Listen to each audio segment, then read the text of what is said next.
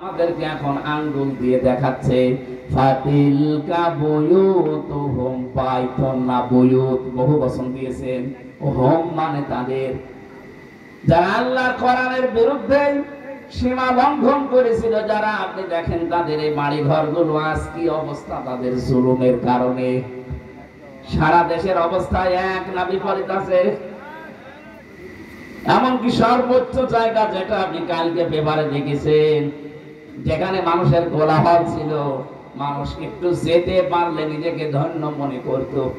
অনেকে যদি জীবনে একবার গেছে, আমি দেখেছি আবেগে সোমা খেত ওই বাড়িতে, এত ভালোবাসা ছিল।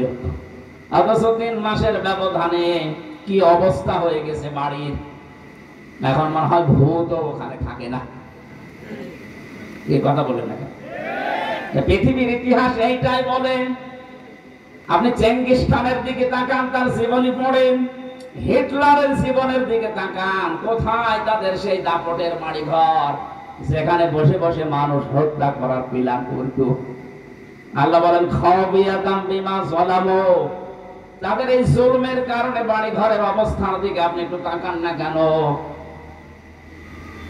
যেখানে যেখানে মানুষ হত্যা করার প্রাণ হয়, জুলুমের কথাবার্তা দুর্বিসন্ধি হয়, ওই জায়গাগুলো আল্লাহ অভিশপ্ত করে দেয়।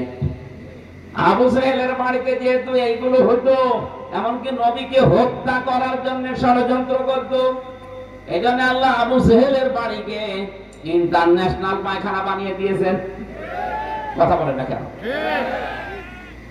পৃথিবীর ইতিহাস সত্য, এজন্য আল্লাহ ইতিহাসের কসম দিয়েছেন, ওয়ালা আসরি, ইতিহাসের কসম। পৃথিবীর অনেক কিছু অনেকে ভুলে যেতে পারে, ইতিহাস কিন্তু সব ধারণ করে রাখে। আমরা হয়তো আর 50-100 বছর পরে এখানে কেউ থাকবেন না, কিন্তু ইতিহাস, কথা বলেন না কেন, ইতিহাস থাকবে। হয় আপনাকে স্মরণীয় নাই নিন্দনীয়, যে কোনো একটা করে রাখবে।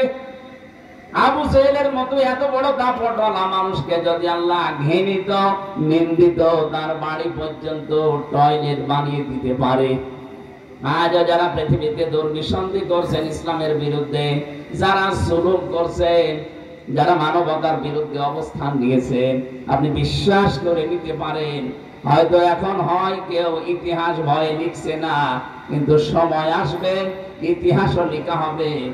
এই জুলুমের কারণে আপনাকে যেমন ঘৃণিত নিন্দিত করে জাতির কাছে উপস্থাপন করা হবে, আপনার বসবাসের ওই বাড়ি ঘর পর্যন্ত দেখবেন বিরান হয়ে গেছে।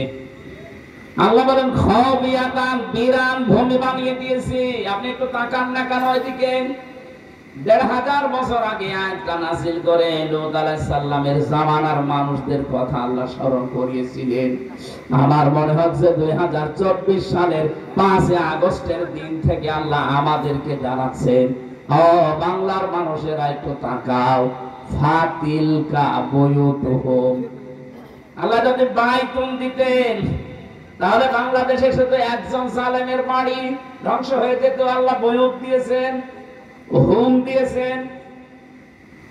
যত জালেম বাংলাদেশে ছিল, যত জালেমের সহযোগে ছিল, ডাইরেক্ট ইনডাইরেক্ট, এদের একটারও বাড়ি ঘর আপনি দেখতে পাবেন না।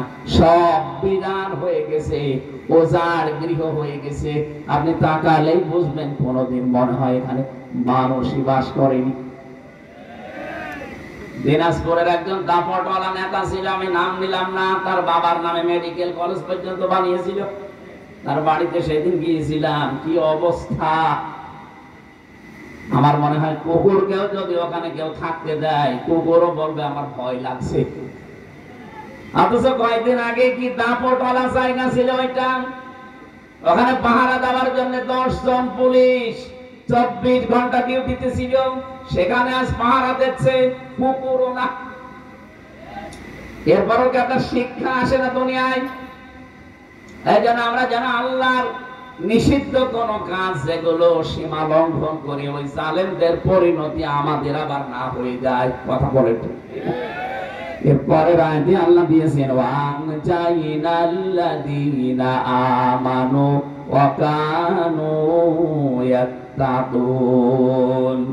আর আমি নিজে বানিয়ে বাঁচিয়ে দিয়েছি আমি নিজে তাদেরকে উদ্ধার করেছি, তাদেরকে যারা ঈমান এনেছিল আর যারা দুনিয়াতে তাকওয়া অবলম্বন করে চলেছিল।